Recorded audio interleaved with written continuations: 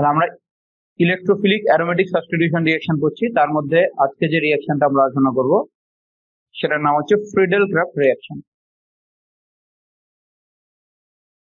Friedel Crafts alkylation. Friedel ক্রাফটের দুটো reaction আছে, একটা হচ্ছে ফ্রিডেল ক্রাফট অ্যালকাইলেশন আর একটা হচ্ছে ফ্রিডেল ক্রাফট অ্যাসাইলেশন। তো আমরা যেটা নিয়ে আলোচনা করব সেটা হচ্ছে Friedel Crafts alkylation. Friedel Crafts alkylation কেমন, রিঅ্যাকশনটাকে আগে একবার দেখে নাও। রিঅ্যাকশনটা হচ্ছে যে যদি আমরা একটা অ্যারোমেটিক রিং নিই, ফর এক্সাম্পল বেনজিন, এই বেনজিনের সঙ্গে আমরা একটা অ্যালকিল হ্যালাইডের রিঅ্যাকশন করব, ফর এক্সাম্পল আরএক্স, এবং এর সঙ্গে আমরা একটা লিউইস অ্যাসিড নেব।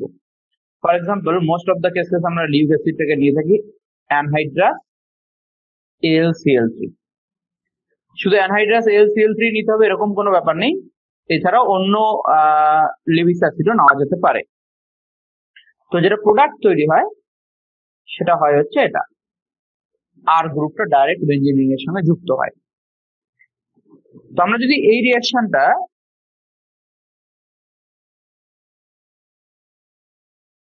এর মেকানিজম যেটা, এই মেকানিজমটা আমরা বলি যে সাবস্টিটিউশন ইলেকট্রোফিলিক বাইমলিকুলার।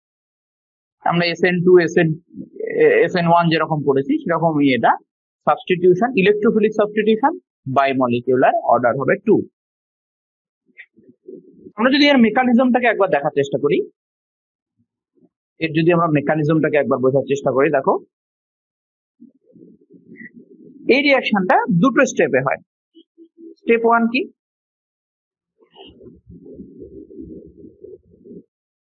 ফার্স্ট স্টেপে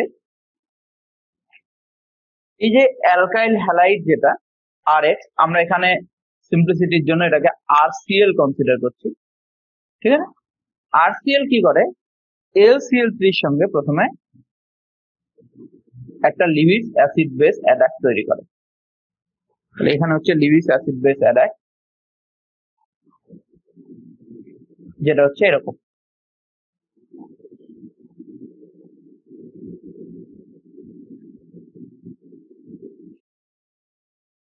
হবে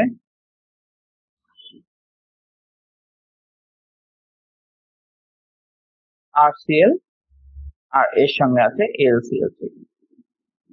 তাহলে এখানে হবে R ডেল্টা প্লাস, এখানে হবে ডেল্টা মাইনাস, ইলেকট্রন পাচ্ছে। এবার দেখো এটা কখন হবে, যদি RCl টা 1 ডিগ্রি কার্বোক্যাটায়ন তৈরি করতে পারে। তার মানে এটা যদি 1 ডিগ্রি অ্যালকিল হ্যালাইড হয় তাহলে ফুল কার্বোক্যাটায়ন তৈরি হবে না, এরকম একটা পার্শিয়াল স্পেসিস তৈরি হবে। আর যদি এটা 2 ডিগ্রি বা 3 ডিগ্রি হয় তাহলে সিচুয়েশনটা অন্য। তাহলে এখানকার লোন পেয়ার প্রথমে এখানে অ্যাটাক করবে, অ্যাটাক করার পর প্রোডাক্ট তৈরি হবে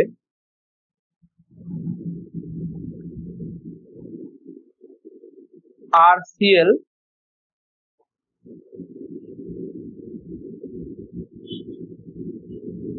AlCl3, এটা ডেল্টা পজিটিভ, এটা ডেল্টা নেগেটিভ, বাট আলটিমেটলি এটা তৈরি করবে তোমাকে R প্লাস আর AlCl3 নেগেটিভ।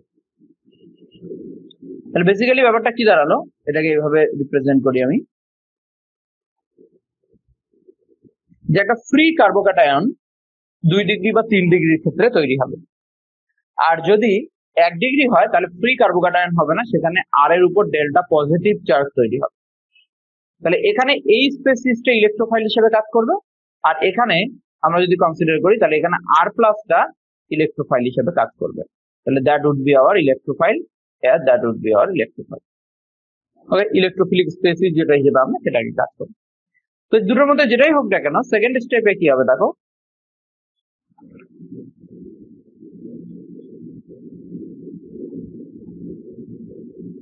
স্টেপ 2, স্টেপ 2 তে কি হবে, এই যে বেনজিন রিং, ভালো করে দেখো, এই যে বেনজিন রিং, এটা তোমার দুটো কেস হতে পারে, একটা হতে পারে R delta plus Cl AlCl3 delta minus, or R পুরোপুরি প্লাস আর হচ্ছে AlCl4 মাইনাস। দুটো সিচুয়েশন হতে পারে আমরা দেখলাম। তাহলে এখানে হয় এটা অ্যাটাক করবে অথবা কার্বোক্যাটায়নের ডাইরেক্ট কার্বোক্যাটায়নের উপরে ডাবল বন্ড অ্যাটাক করবে, এটা অথবা এটা হতে পারে। তো আলটিমেটলি তোমার একটাই তুমি স্পেসিস পাচ্ছ, যেটা হচ্ছে এটা। আর যদি এখানে অ্যাড হয় তাহলে এখানে পজিটিভ। তো এই কেসটাকে আমরা বলছি যে এটা হচ্ছে আমাদের সিগমা কমপ্লেক্স, এবং এই সিগমা কমপ্লেক্সটা তোমরা জানো রেজোনেন্স স্টেবিলাইজড। সিগমা কমপ্লেক্স অবশ্যই রেজোনেন্স স্টেবিলাইজড হবে। ফার্দার এর আরো একটা রেজোনেটিং স্ট্রাকচার তৈরি করা যেতে পারে।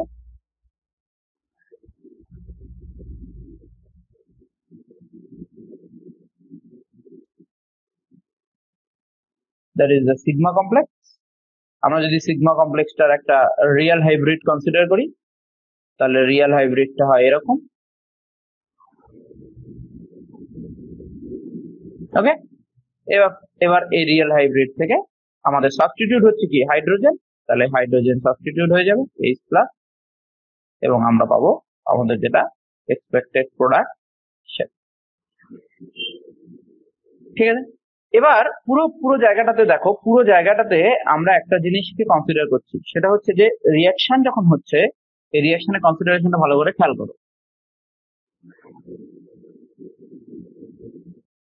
ওকে, এখানে একটু আমাদের ভুল হয়েছে, এটা AlCl4 মাইনাস হবে, AlCl4 প্লাস না, AlCl4 মাইনাস হবে। ঠিক আছে, ওকে। এবার দেখো, তাহলে আমরা এইভাবে কি হচ্ছে আর অ্যাড হয়ে যাচ্ছে গ্রুপে। তো আমরা এই রিয়াকশনটা যদি কিছু ফিচার্স দেখার চেষ্টা করি, তাহলে ফিচার্স অফ Friedel-Crafts রিয়াকশন।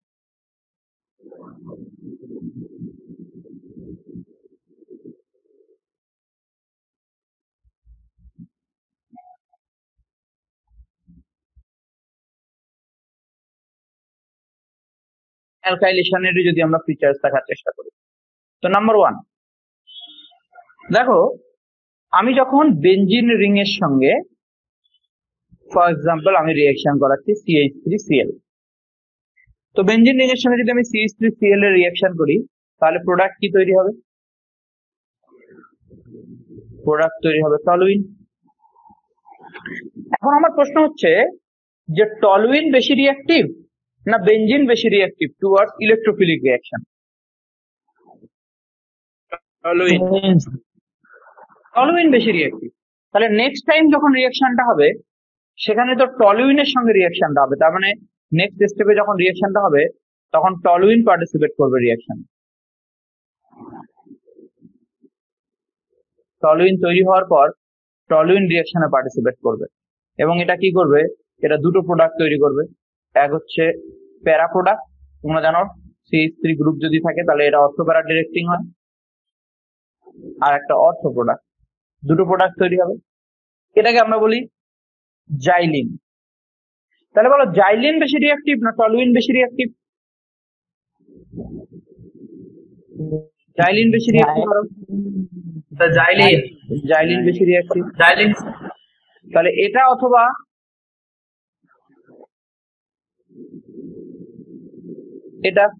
এটা আবার CH3Cl এর সঙ্গে রিঅ্যাকশন করবে, রিঅ্যাকশন করার পর আমাদের হয়তো এই প্রোডাক্টটা দেবে। তাহলে বেসিক্যালি কি দেখা যাচ্ছে যে আমরা যদি বেনজিনের Friedel-Crafts রিঅ্যাকশন করি, আমরা শুধুমাত্র কি পাবো না, টলুইন শুধুমাত্র পাবো না, তার সঙ্গে জাইলিন আবার এই সাবস্টিটিউটেড মোড পলিসাবস্টিটিউটেড প্রোডাক্ট আমরা পাবো। ঠিক আছে, তাহলে এটা হচ্ছে লিমিটেশন। আমরা বলতে পারি যে Friedel-Crafts রিঅ্যাকশনের লিমিটেশন কি, যে Friedel-Crafts রিঅ্যাকশনে মনো অ্যালকাইলেশন হয় না, পলি অ্যালকাইলেশন ডাজ অকার। তাহলে ফার্স্ট পয়েন্টে আমরা এখানে লিখতে পারি যে পলি অ্যালকাইলেশন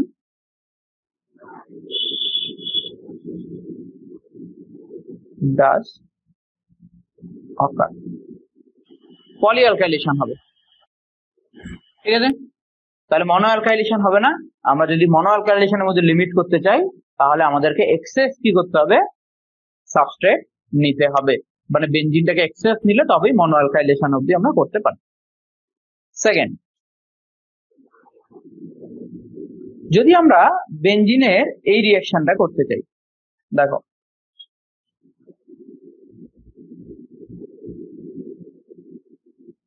এর সঙ্গে CH3 CH2 CH2Cl। এখানে যখন আমরা AlCl3 দেব অ্যানহাইড্রাস, তখন দেখা যায় যে প্রোডাক্টটা আমাদের যেটা নর্মাল প্রোডাক্ট হয় সেটা না হয়ে এই প্রোডাক্টটা তৈরি হয় এবং এটা মেজর প্রোডাক্ট হয়, এবং আমাদের যে নর্মাল প্রোডাক্ট যেটা মানে এর সঙ্গে ডাইরেক্ট প্রোফাইল গ্রুপ সেটা মাইনর তৈরি হয়।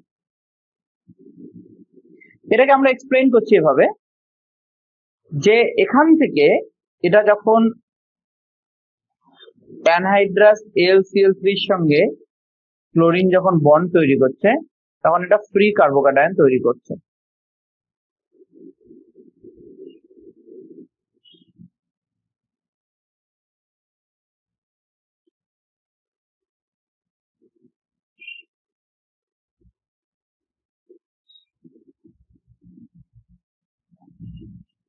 এবং এই যে ফ্রি কার্বোক্যাটায়নটা এখানে তৈরি হচ্ছে, দ্যাট ফ্রি কার্বোক্যাটায়ন এখানে হাইড্রাইড শিফট হচ্ছে 1 to হাইড্রাইড শিফট।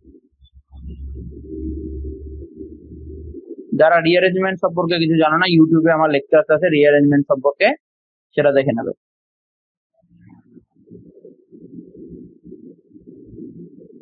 তাহলে এখানে আমরা একটা কার্বোক্যাটায়ন পেলাম যেটা হচ্ছে 2 ডিগ্রি, এটা ছিল 1 ডিগ্রি।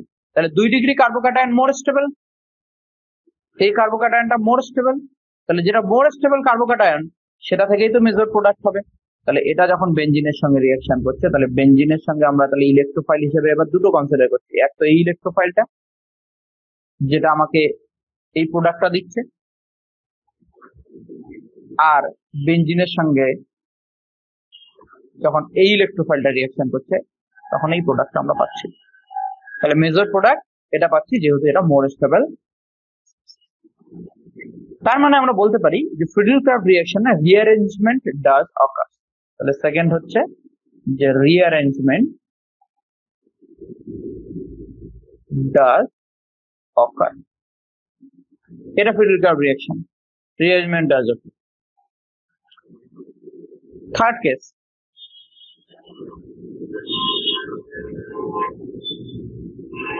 যদি আমরা অ্যানিলিন নিই,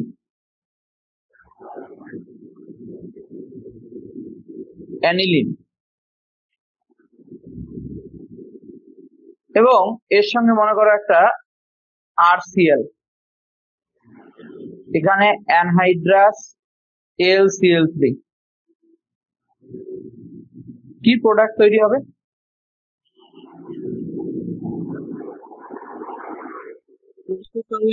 AlCl3 বিক্রিয়া হয়ে যাবে। AlCl3 সঙ্গে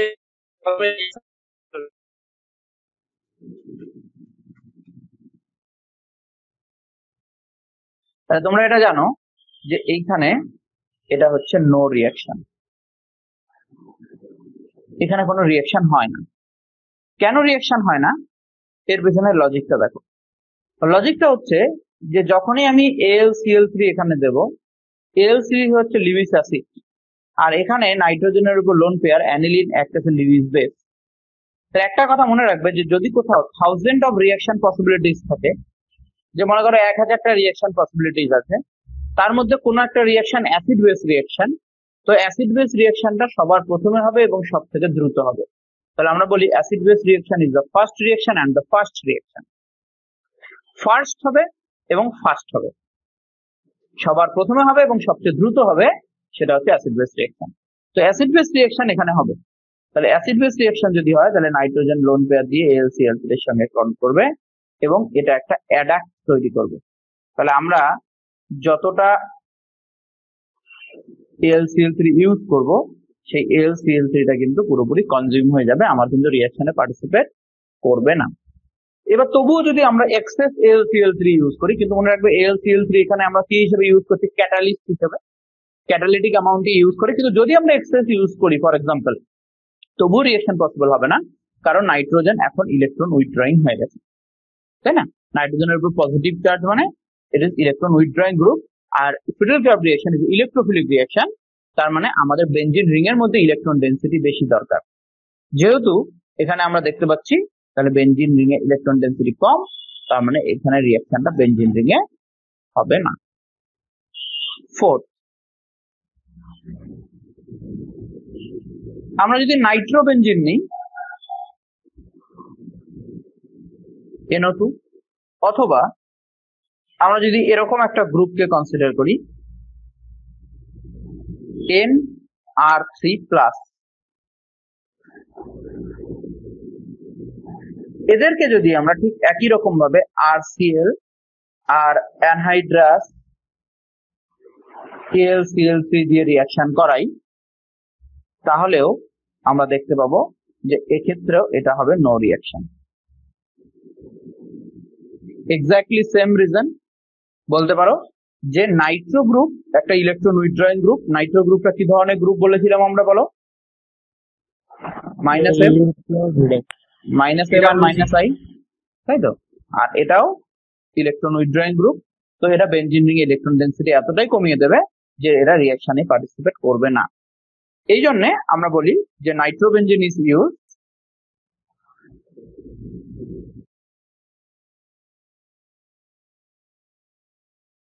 as a solvent in Fredel-Crab reaction. Fredel-Crab reaction-কে নাইট্রোবেনজিনকে আমরা সলভেন্ট হিসেবে ইউজ করতে পারি এবং ইউজ করা হয়। ওকে, 5 নম্বর, আমি যদি ভালো করে খেয়াল করবে আমি কি বলতে চাইছি, এই জায়গাটাতে একটু ইম্পর্টেন্ট, কনফিউশন তৈরি হতে পারে। আমি যদি ক্লোরোবেনজিনকে নিই, অথবা আমি যদি একটা ভিনাইলিক হ্যালাইড নিই, ফর এক্সাম্পল এটা ভিনাইল ক্লোরাইড, তাহলে ক্লোরোবেনজিন অথবা ভিনাইল ক্লোরাইড, এটার নাম হচ্ছে ভিনাইল ক্লোরাইড।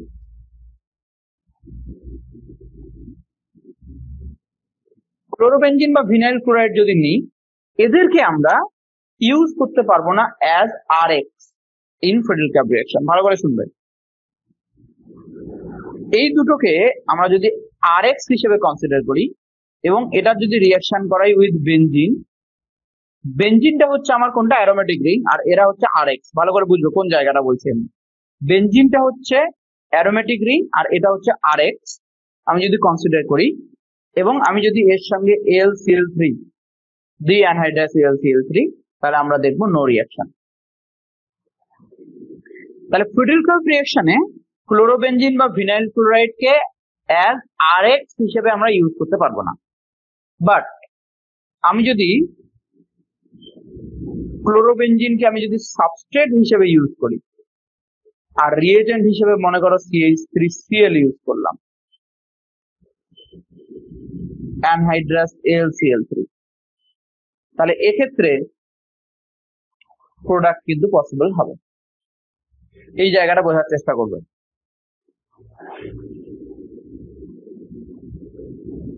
এখানে কিন্তু প্রোডাক্ট পসিবল হবে, কিন্তু আমি যদি একে RX হিসেবে ইউজ করি তাহলে কিন্তু প্রোডাক্ট তৈরি হবে না। কেন সেটা দেখো, কারণ হচ্ছে এখানে থাকছে ক্লোরিনের উপরে লোন পেয়ার অফ ইলেকট্রন, যেটা এখানে ডাবল বন্ড ক্যারেক্টার তৈরি করছে, যেটাকে আমরা বলতে পারি যে এই রেজোনেন্সটার জন্য এই যে CCl বন্ডটা এটা পার্শিয়ালি ডাবল বন্ড ক্যারেক্টার পেয়ে যাবে। তাহলে CCl bond will get partial double bond character. এটা আমি সংক্ষেপে বলি PDCH। এটা লিটারেচারের কথা নয়, আমি বলবো PDCH। আমি যেখানে যেখানে PDCH বলবো তোমরা বুঝবে যে পার্শিয়াল ডাবল বন্ড ক্যারেক্টারের কথা বলছি। ঠিক এখানেও এই রেজোনেন্স হচ্ছে, যার জন্য এখানেও তুমি এই PDCH ব্যাপারটাকে দেখতে পাবে, পার্শিয়াল ডাবল বন্ড ক্যারেক্টার। আর তুমি দেখো ক্লোরিন যদি রেজোনেন্স করে এইদিকে, তাহলে এটা যদি ডাবল বন্ড ক্যারেক্টার হয়, আমার যে রিঅ্যাকশন মেকানিজম ছিল সেখানে তো CCl বন্ডটা ব্রেক করতো, কার্বোক্যাটায়ন তৈরি হতো। বা এখানে যদি তুমি মনে করো যে এই পজিশনে কার্বোক্যাটায়ন তৈরি করে ডিফিকাল্ট, কারণ কার্বোক্যাটায়ন আনস্টেবল, বা এই পজিশনে কার্বোক্যাটায়ন তৈরি করা ডিফিকাল্ট, কার্বোক্যাটায়ন আনস্টেবল। তো এই দুটো কারণের জন্য আমরা ক্লোরোবেনজিনকে এবং ভিনাইল ক্লোরাইডকে Fredel-Crab রিঅ্যাকশনে ইউজ করতে পারি না অ্যাজ আর এক্স। এবার পরীক্ষা কোশ্চেনটাকে একটু ঘুরিয়ে দেওয়া হয়েছিল। কিরকম ঘোরানো হয়েছিল? বলা হয়েছিল যে chlorobenzene can not be used in Friedel কার্ভ রিঅ্যাকশন, ট্রু অর ফলস। তাহলে এটা হবে ফলস, কারণ ক্লোরোবেনজিনকে ফ্রিডল কার্ভ রিঅ্যাকশনে ইউজ করা যাবে, কিন্তু ক্লোরোবেনজিনকে ফ্রিডল কার্ভ রিঅ্যাকশনে আরএক্স হিসেবে ইউজ করা যাবে না, অ্যালকিল হ্যালাইড হিসেবে ইউজ করা যাবে না। এই অবধি সবার ক্লিয়ার হয়েছে? বলো। হ্যাঁ স্যার। কি বলো? এই রিঅ্যাকশন উডস ফিটি রিঅ্যাকশনের মতো হতে পারে না? কি বলছো বলো, আরেকবার বলো। তার উডস ফিটিক রিঅ্যাকশন আছে না? না, ওটা তো ডিফিকাল্ট, ওটা তো আলাদা রিঅ্যাকশন। আমরা তো এখানে আলোচনা করছি ফ্রিডল কার্ভ রিঅ্যাকশন নিয়ে। উডস-ফিটিক রিঅ্যাকশনের মেকানিজমই তো আলাদা। আচ্ছা, এবার দেখো, এবারে আমরা কিছু এক্সাম্পলস দেখবো ফ্রিডল কার্ভ রিঅ্যাকশনে। এত এক্সাম্পলস গুলোর মধ্যে প্রথমে আমরা কিছু ইন্ট্রামলিকুলার এক্সাম্পল দেখবো। ইন্ট্রামলিকুলার এক্সাম্পল যেগুলো জয়েন্টে খুব আসে এবং তোমাদের এইচএস এর জন্য খুব ইম্পর্টেন্ট। ইন্ট্রামলিকুলার এক্সাম্পল দেখবো। দেখো,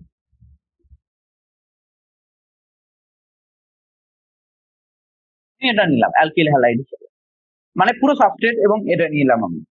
এখানে আমি রিঅ্যাকশন করাচ্ছি AlCl3 আর সঙ্গে হিট। তাহলে AlCl3 এখানে যদি রিঅ্যাকশন করে, তাহলে দেখো রিঅ্যাকশনটা কার সাথে হবে? রিঅ্যাকশন কার সাথে হবে? তাহলে রিঅ্যাকশন এখানে তো সিম্পল ইন্ট্রামলিকুলার হবে। তার মানে আমি এই গ্রুপটাকে, এখানে যে গ্রুপটা আছে, এই যে গ্রুপটা আছে, এই পুরো গ্রুপটাকে কনসিডার করতে পারি অ্যাজ আরএক্স, আর এটা আমার পুরো গ্রুপটাকে কনসিডার করতে পারি অ্যাজ অ্যারোমেটিক রিং, কিন্তু একই কমপ্লেক্সের মধ্যেই আছে, তাই তো? তাহলে এখানে রিঅ্যাকশন যখন হবে তখন প্রোডাক্টটা তৈরি হবে। প্রোডাক্টটা প্রথমে লিখে ফেলি।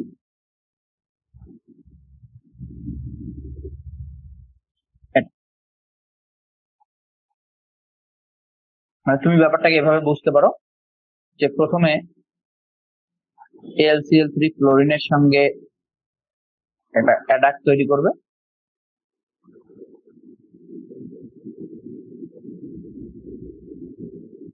তাহলে Cl AlCl3, এটা প্লাস এটা মাইনাস। যেহেতু এটা প্লাস হবে, এই কার্বোক্যাটায়নের উপর পার্শিয়াল পজিটিভ চার্জ তৈরি হয়ে যাবে, যার জন্য বেনজিনটা এখানে অ্যাটাক করবে এবং এই গ্রুপটা বেরিয়ে যাবে। একদম সিম্পল ব্যাপার। তারপরে আমাদের সিগমা কমপ্লেক্স থেকে শিফট হবে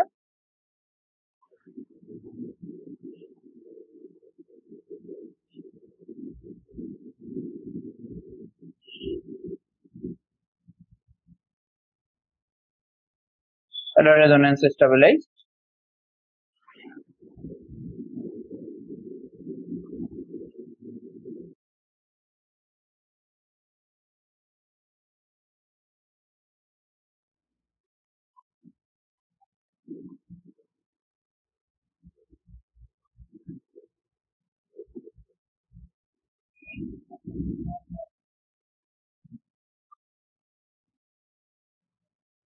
ওকে, তাহলে এটা তোমার সিগমা কমপ্লেক্স মনে করতে পারো।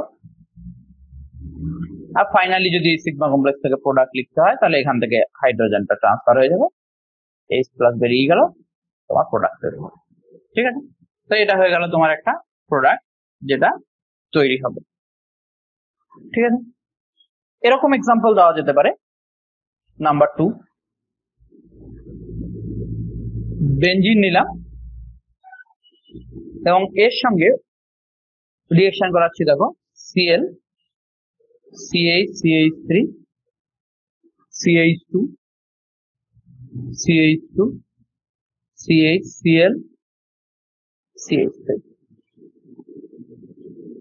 সেম নেব AlCl3 হিট। আমি আর মেকানিজম বলছি না, সিম্পলি বলে দিচ্ছি যে এখানকার ক্লোরিনটা রিপ্লেস হবে,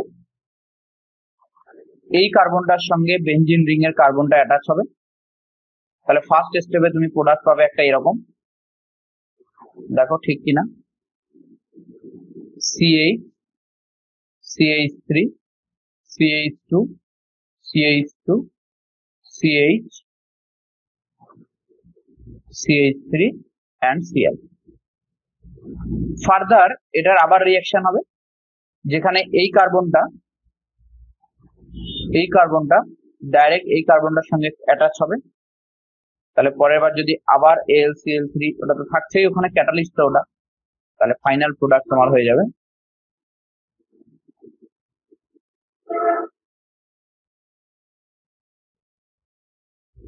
এটা। ঠিক আছে, 2 নম্বর এক্সাম্পল হয়ে গেল। 3 নম্বর দেখো, এই জায়গাটাতে এমন নয় যে তোমার ফ্রিডল কার্ভ রিঅ্যাকশন সবসময় অ্যালকিল হ্যালাইডই হতে হবে এবং তার জন্য লিউইস অ্যাসিড হিসেবে AlCl3 থাকতে হবে, এরকম কোনো ব্যাপার কিন্তু নেই। একটা জিনিস খেয়াল রাখবে, যেখানে যেখানে কার্বোক্যাটায়ন তৈরি হওয়ার পসিবিলিটিস আছে, যেভাবে কার্বোক্যাটায়ন তৈরি হতে পারে, একবার কার্বোক্যাটায়ন তৈরি হলেই ফ্রিডল কার্ভ রিঅ্যাকশন পসিবল হবে, কারণ ফ্রিডল কার্ভ রিঅ্যাকশনে কার্বোক্যাটায়ন হচ্ছে ইলেকট্রোফাইল। তো আমরা এই জায়গাটাকে একটুখানি মডিফাই করেছি বিভিন্ন ভাবে। তো দেখো, মনে করো বলা হলো বেনজিন রিং এবং এর সঙ্গে রিঅ্যাকশন করাচ্ছে CH3 whole two C double bond CH3। Reaction করাচ্ছে কি দিয়ে? এর সঙ্গে নেওয়া হয়েছে HF and BF3। তো এতে প্রোডাক্ট তৈরি হয় যেটা, সেটাকে বলা হয় কিউমিন।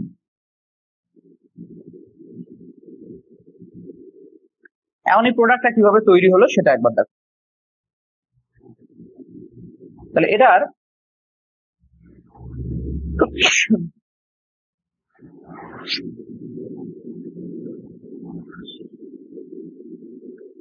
ক্ষেত্রে একটু মেকানিজমটা দেখার চেষ্টা করো। তাহলে প্রথমে হচ্ছে CH3 whole two C double bond CH2, এর রিঅ্যাকশন করবে HF এর সাথে ইন প্রেজেন্স অফ BF3। ভালো করে খেয়াল করবে কি হচ্ছে। ফ্লুরিন লোন পেয়ার আছে, BF3 Lewis acid, double bond H plus নিয়ে নিল। তাহলে ডাবল বন্ড H প্লাস নিয়ে নিলে একটা মোর স্টেবল কার্বোক্যাটায়ন তৈরি হবে। আচ্ছা, এখানে আমাদের এটা হবে, এখানে একটুখানি মডিফাই হবে,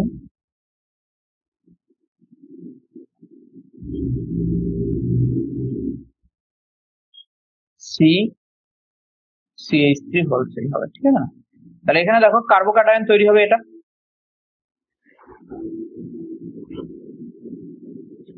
এই কার্বোক্যাটায়নটা, তার সঙ্গে হচ্ছে BF4 মাইনাস। তাহলে যেটা কার্বোক্যাটায়ন তৈরি হলো, এই কার্বোক্যাটায়নটাই তো আবার বেনজিন রিং এর সঙ্গে রিঅ্যাকশন করবে। তাহলে সিম্পলি এটাই যদি ইলেকট্রোফাইল হয়, তাহলে এই কার্বোক্যাটায়নটা ডাইরেক্ট বেনজিন রিং এ এখানে আমরা অ্যাড করেছি সিগমা কমপ্লেক্স তৈরি হওয়ার পরে। তাহলে আমরা ফার্স্ট স্টেপটা মেকানিজমের বলছি, সেকেন্ড স্টেপটা ধরে নিচ্ছি যে আমরা জানি, ঠিক আছে না? তাহলে এটা তৈরি হবে প্রোডাক্ট। 4 নম্বর দেখো,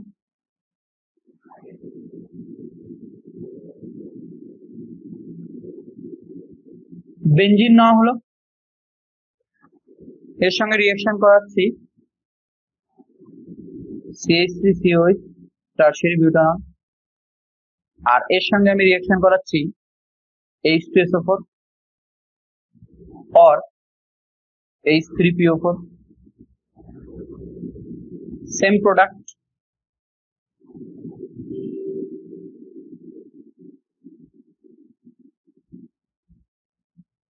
সেম প্রোডাক্ট হচ্ছে। আবারও দেখো এখানে ইলেকট্রোফাইলটা কিভাবে তৈরি হচ্ছে। তাহলে CH3 হোল 3 COH, আমরা যদি H2SO4 ইউজ করি বা H3O4 ইউজ করি, যে কোনো H প্লাস অ্যাসিড যদি আমরা ইউজ করি, তাহলে অ্যাসিডে তো এখানে বাইন্ড হবে, ও এটা তৈরি করবে CH3 হোল 3 COH2 প্লাস। আর তোমরা জানো এটাই হচ্ছে কার্বোক্যাটায়ন তৈরির একটা প্রসেস।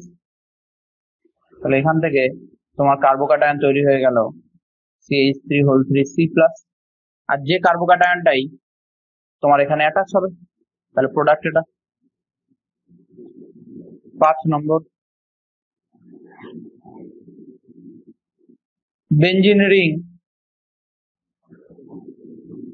সাইক্লোহেক্সানল BF3, এটা পরীক্ষায় এসেছিল, জয়েন্ট একবার এসেছিল, WBJE তেও এসেছিল। দেখো এটার আনসার হচ্ছে যে এখানে সাইক্লোহেক্সেন এই গ্রুপটা অ্যাড হয়ে যাবে ডাইরেক্ট। কিভাবে হলো দেখো, সাইক্লোহেক্সানল আমরা এখানে নিয়েছি কি BF3, তাহলে সাইক্লোহেক্সানল আর BF3 যদি আমরা নিই তাহলে লোন পেয়ার এখানে অ্যাটাক করবে। তাহলে ফার্স্ট স্টেপে হয়ে যাবে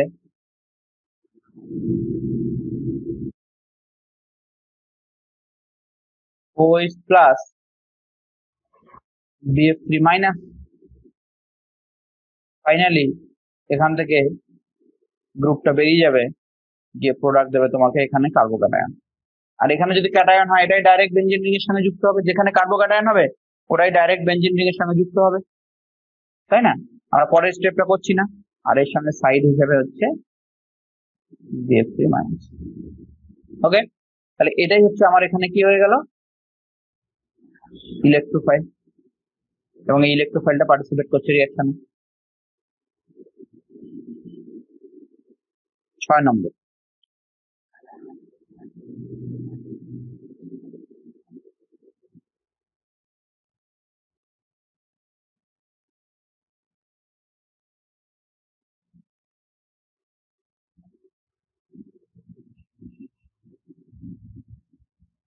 HF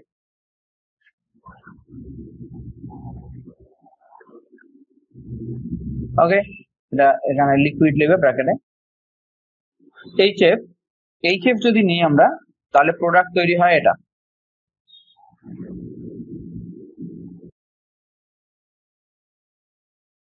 এটা তৈরি হয়। এখানে কারণটা কি দেখো, এখানে হচ্ছে তুমি CH2 ডাবল বন্ড CH3 এর সঙ্গে HF এর রিঅ্যাকশন করাচ্ছ। HF মানে হচ্ছে তোমার H প্লাস আর F মাইনাস,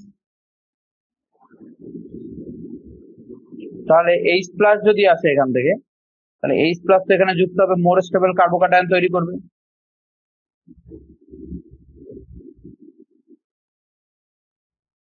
আর সঙ্গে F মাইনাস, তাহলে এটাই তো আমার ইলেকট্রোফাইল। তাহলে এটা হচ্ছে আমার ইলেকট্রোফাইল, তাহলে যেটা ইলেকট্রোফাইল সেটাই বেঞ্জিন রিং এর সঙ্গে ডাইরেক্ট অ্যাটাচ হবে। ওকে, বুঝেছি, এটা বুঝেছি বলো। 7 নম্বর দেখো,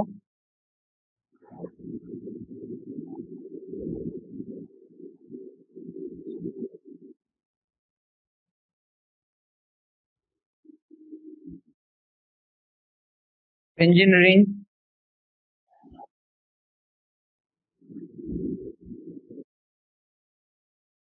সাইক্লোপ্রোপেন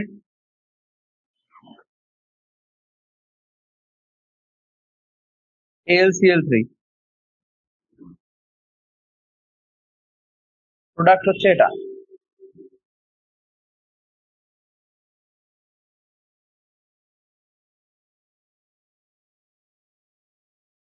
এইখানে একটুখানি বোঝার চেষ্টা করা মেকানিজমটা, আমরা বেঞ্জিন নিচ্ছি, সিগমা কমপ্লেক্সটা কি করে তৈরি হচ্ছে সেটা দেখো, আর এর সঙ্গে নিচ্ছি সাইক্লোপ্রোপেন।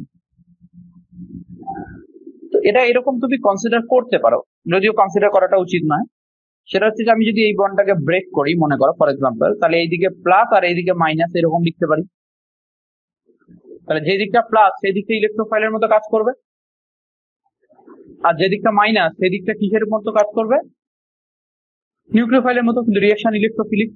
তার মানে এটা যদি এই কার্বনের উপর অ্যাটাক করে, এই বন্ডটা যদি ব্রেক করে, এটা নেগেটিভ হবে, এই নেগেটিভটা AlCl3 এর সঙ্গে বাইন্ড করবে।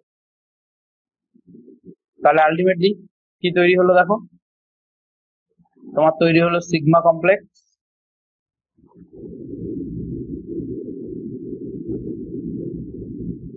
CH2 CH2 CH2 মাইনাস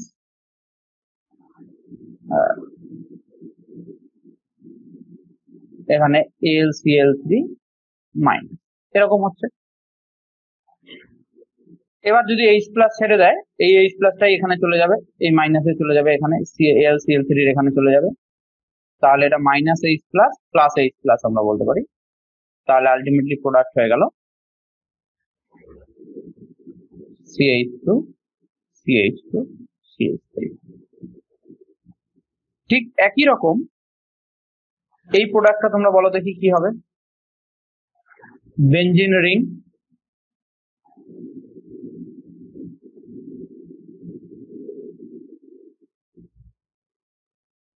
একদম সেম। কি প্রোডাক্ট হবে বলো এখানে? বেনজিনে অ্যাড কি হবে?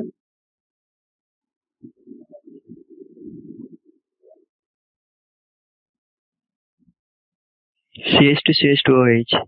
CH2 CH2OH। বুঝতে পারছো ব্যাপারটা কি? তাহলে এখানেও মেকানিজমটা একই রকম ভাবে হবে, যে বেনজিন রিং ও CH2 CH2, প্রথমে অক্সিজেন এটা দিয়ে AlCl3 এর সঙ্গে বন্ড তৈরি করবে, আর এটা কি করবে, এটা এখানে অ্যাটাক করবে, তাহলে এটা ব্রেক করে যাবে, একই সঙ্গে ঘটনাটা ঘটবে। তাহলে আমরা এখানে পেয়ে যাব হচ্ছে, প্রথমে তো হচ্ছে সিগমা কমপ্লেক্স, তাহলে CH2 CH2 ও AlCl3, তারপরে এখান থেকে যখন minus H plus plus H plus হবে, তখন এটা তৈরি করে দেবে CH2 CH2OH। তাহলে আমাদের এই কয়েকটা এক্সাম্পল মনে রাখতে হবে, যেগুলো ফিডেল-ক্রাফট রিঅ্যাকশনের ইম্পর্টেন্ট এক্সাম্পল হিসেবে তোমরা ধরে নিতে পারো। বলো, এই অবধি কারো কোথাও কোনো কনফিউশন থাকলে জিজ্ঞেস করতে পারো। নেই তো? স্যার 2 নম্বরটা আরেকবার জানান স্যার।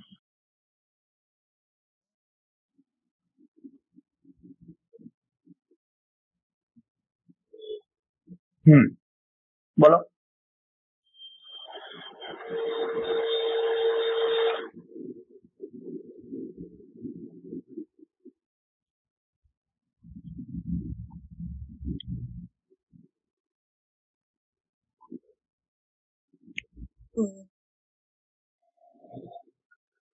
ঠিক আছে? হ্যাঁ স্যার।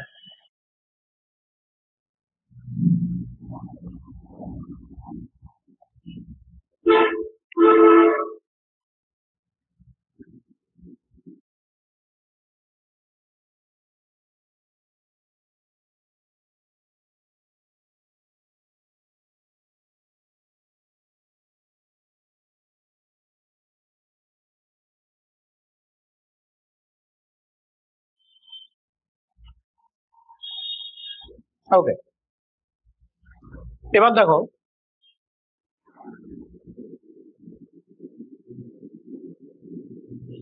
এবার লেখো temperature dependence on Friedel Crafts reaction.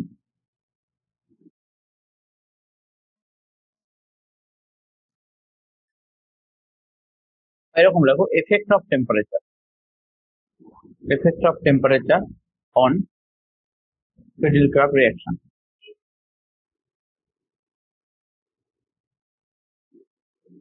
Okay, তাহলে effect of temperature on Friedel Crafts reaction. তাহলে ফিডেল-ক্রাফট রিঅ্যাকশনের টেম্পারেচার এফেক্টটা কিরকম করে দেখবো দেখো।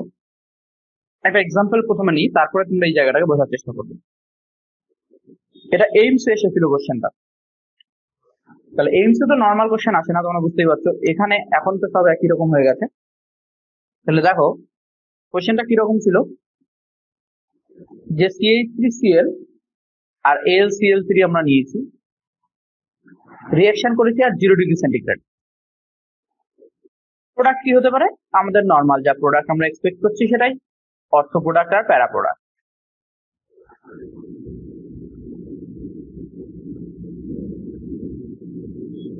ওকে, বাট প্রবলেমটা কি হচ্ছে, যে এই রিঅ্যাকশনটাকেই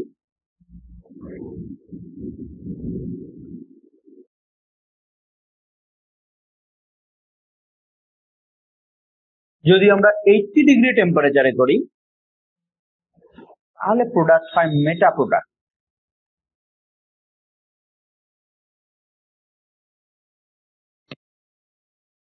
এইখানেই তো প্রবলেমটা, যে ইলেকট্রোফিলিক রিঅ্যাকশন মেটা প্রোডাক্ট কেন তৈরি হচ্ছে। তো এখানে দুটো জিনিস আমরা বলি, একটাকে বলি কাইনেটিক্যালি কন্ট্রোল প্রোডাক্ট, একটাকে বলি থার্মোডাইনামিক্যালি কন্ট্রোল প্রোডাক্ট। এটাকে বলি কেসিপি আর একটাকে বলি টিসিপি। একটা হচ্ছে থার্মোডাইনামিক্যালি কন্ট্রোল প্রোডাক্ট। মনে রাখবে যে থার্মোডাইনামিক্যালি কন্ট্রোল প্রোডাক্ট মোর স্টেবল হয় কাইনেটিক্যালি কন্ট্রোল প্রোডাক্টের থেকে জেনারেলি। এখানে যে ঘটনাটা ঘটে সেটা হচ্ছে যে যখন আমরা হাই টেম্পারেচারে রিঅ্যাকশনটা করি, হাই টেম্পারেচারে রিঅ্যাকশনটা মেটা প্রোডাক্টের দিকে যায়। এটা অনেকটা এরকম ভাবে তুমি কনসিডার করতে পারো। কেন হচ্ছে তার মেকানিজমটা একটুখানি বোঝার চেষ্টা করতে পারো। যে নর্মালি আমরা অর্থ আর প্যারা প্রোডাক্ট কিভাবে তৈরি হচ্ছে, CH3+টা আসছে এখান থেকে H+টাকে রিপ্লেস করছে। এবার যখন আমরা টেম্পারেচার হাই থাকে তখন H+টা উল্টো আবার অ্যাটাক করে, যে প্রোডাক্টটা তৈরি হয় অর্থ আর প্যারা।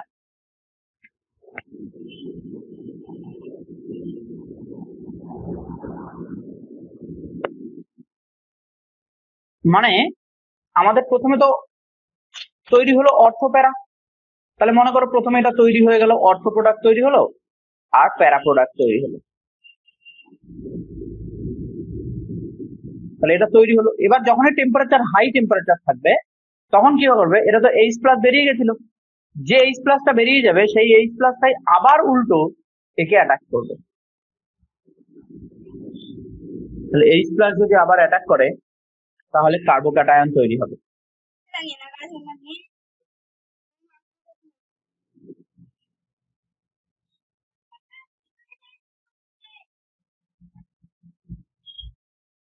কার্বোক্যাটায়ন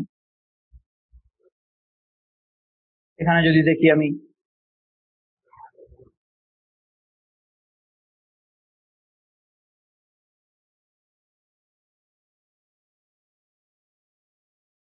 এটাকে একটু ঘুরিয়ে লিখি।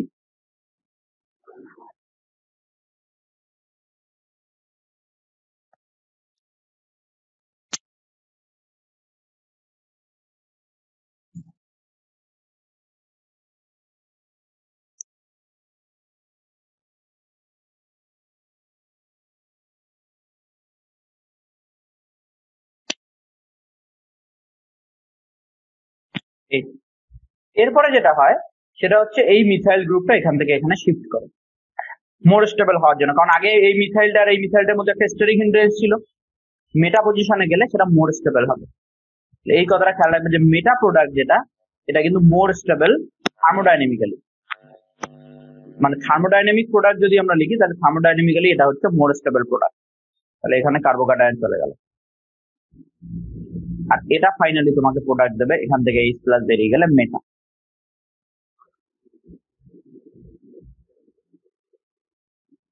ঠিক এক্স্যাক্টলি এখানেও তাই ঘটনা ঘটবে, মিথাইলটা এখানে শিফট করবে, মিথাইলটা শিফট করে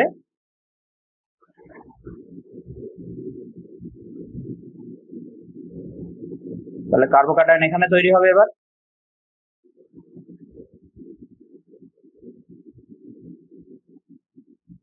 যেটা ফাইনালি হাইড্রোজেন শিফট করার পর তোমাকে মেটা প্রোডাক্টই দেবে।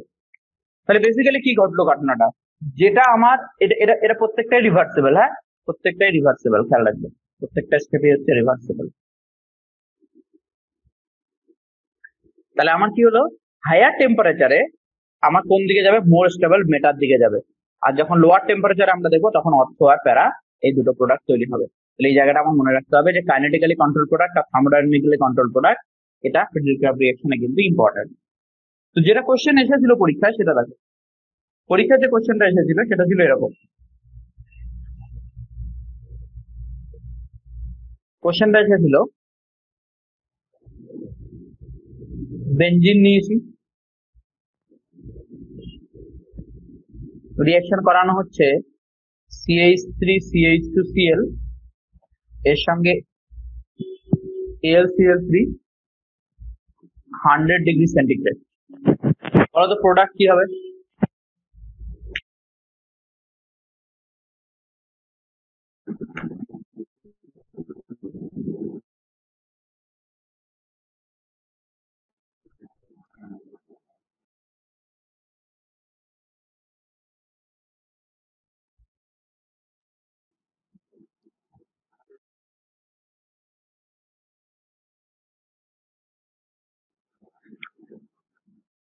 স্যার অর্থ আর মেটা পজিশনে ইথাইল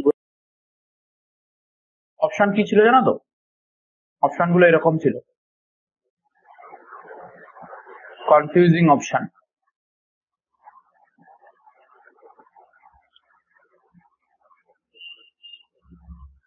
ওই বছর সবাই এটা ভুল করেছিল, 16তে এসেছিল মনে হয়।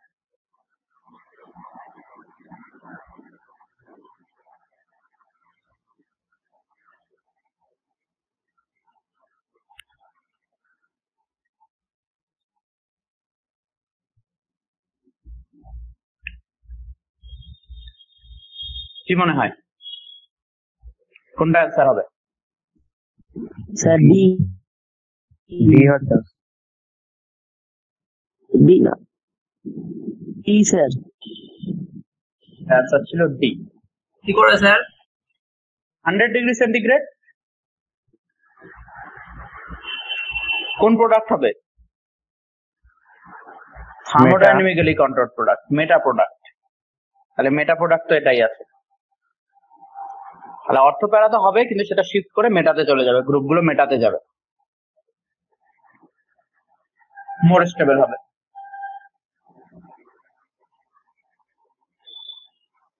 বুঝলাম স্যার বলো। স্যার অর্থ থেকে মেটাতে হচ্ছে ওটা বুঝতে পারলাম স্যার, হিন্ডেন্সের জন্য।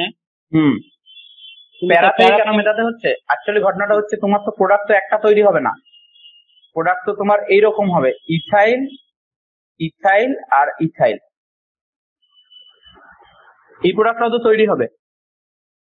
তোমাকে যদি সিম্পলি বলা হয় যে এটাকে H+ দিয়ে হিট করা হলো, কি প্রোডাক্ট হবে, এটাই যদি কোশ্চেন আসে পরীক্ষায়, তাহলে তোমার অ্যান্সার কি হবে? এটা।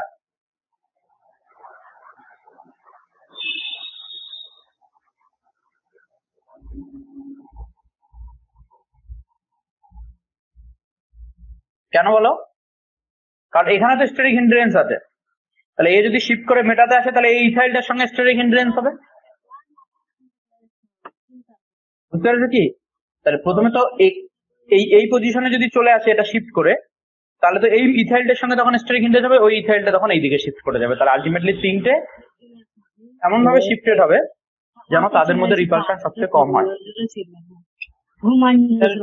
টলোয়েনেটটা স্যার প্রথমে যেটা দেখছিলেন উদাহরণ। হ্যাঁ ওটাই বলছি তো, এইরকম তো একটা প্রোডাক্ট তৈরি হবে, তাহলে এটা মেটার দিকে যাবে।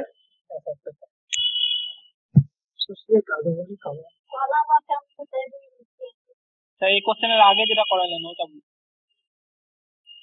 আমি এটাই বলছি যে এখানে আমি কি বললাম, যে মেটা প্রোডাক্টটা হচ্ছে থার্মোডাইনামিক্যালি বেশি স্টেবল, ঠিক আছে? মেটা প্রোডাক্টটা হচ্ছে থার্মোডাইনামিক্যালি বেশি স্টেবল।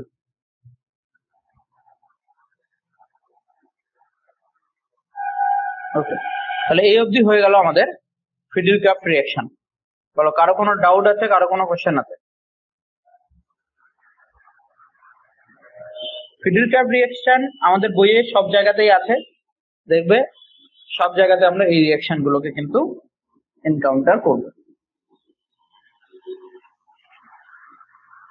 বলো, আমি কি আজকে এটা শুরু করবো না? আজকে থাক, আজকে শুরু করবো না, যেটা ফিডেল-ক্রাফট অ্যাসাইলেশন। তো নেক্সট দিন আমরা ফিডেল-ক্রাফট অ্যাসাইলেশন শুরু করব, ওটা ভালো করে তোমরা পড়বে। এই রিঅ্যাকশনটা সবচেয়ে ইম্পর্টেন্ট, আমাদের যতগুলো রিঅ্যাকশন আমরা দেখেছি তাদের মধ্যে এই রিঅ্যাকশনটা ইম্পর্টেন্ট। কেন ইম্পর্টেন্ট এই রিঅ্যাকশনটা? এর কারণ হচ্ছে যে এই রিঅ্যাকশনটা দেখবে তোমরা বইয়ে সব জায়গাতে, প্রতিটা চ্যাপ্টারে কিন্তু ফিডেল-ক্রাফট অ্যালকাইলেশন রিঅ্যাকশন কিন্তু আছে, ঠিক আছে? তাহলে এখানকার কয়েকটা ইম্পর্টেন্ট পয়েন্ট গুলো মনে রাখতে হবে, যে নাইট্রোবেনজিনকে কেন ফিডল ক্রাব রিঅ্যাকশনে সলভেন্ট হিসেবে ইউজ করা হয়, কেন ক্লোরোবেনজিনকে ফিডল ক্রাব রিঅ্যাকশনে অ্যালকাইল হ্যালাইড হিসেবে ইউজ করা যাবে না বা অ্যারাইল হ্যালাইড হিসেবে ইউজ করা যাবে না। ফিডল ক্রাব রিঅ্যাকশন ইন্ট্রামলিকুলার হতে পারে। ফিডল ক্রাব রিঅ্যাকশনে গ্রুপ অ্যাড হওয়ার পর রিঅ্যাকশনের মানে সাবস্ট্রেটের রিঅ্যাক্টিভিটি ইনক্রিজ করে, তার জন্য পলিঅ্যালকাইলেশন হয়। ফিডল ক্রাব রিঅ্যাকশনে রিঅ্যারেঞ্জমেন্ট পসিবল হতে পারে, এবং Friedel Crafts reaction temperature dependent, টেম্পারেচারে মেটা প্রোডাক্ট যেটা হচ্ছে থার্মোডাইনামিক্যালি কন্ট্রোল প্রোডাক্ট সেটা মেজর প্রোডাক্ট হয়। তাহলে এই পয়েন্ট গুলোকে যদি তুমি মনে রাখো, তাহলে ফিডল ক্রাব রিঅ্যাকশন সম্পর্কিত বাকি যে কোশ্চেন গুলো আছে সেগুলো তোমার। আবার ধরো এরকম কোশ্চেন হতে পারে যে ফিডল ক্রাব রিঅ্যাকশন যে শুধুমাত্র আমাদের অ্যালকিল হ্যালাইড লিভিক অ্যাসিড হিসেবে AlCl3 এটা নিতে হবে এরকম না, যে কোনো ভাবে কার্বোকাটায়ন তৈরি করতে যদি আমরা পারি তাহলে ফিডল ক্রাব রিঅ্যাকশন পসিবল হবে। এই পয়েন্ট গুলোকে মনে রাখবে, তাহলেই তোমাদের এই জায়গাটা আমার মনে হয় তৈরি হবে। ঠিক আছে, তো নেক্সট দিন আমরা ফিডল ক্রাব অ্যাসাইলেশন পড়বো, এবং তার সঙ্গে এই দুটো রিঅ্যাকশনের মধ্যে বেসিক ডিফারেন্সটা কোথায়, পার্থক্যটা কোথায়, কেন ফিডল ক্রাব অ্যাসাইলেশনটা বেশি ইম্পর্টেন্ট ফিডল ক্রাব অ্যালকাইলেশনের থেকে সেটাও পড়বো। ওকে, তো আজকে এখানে থাক।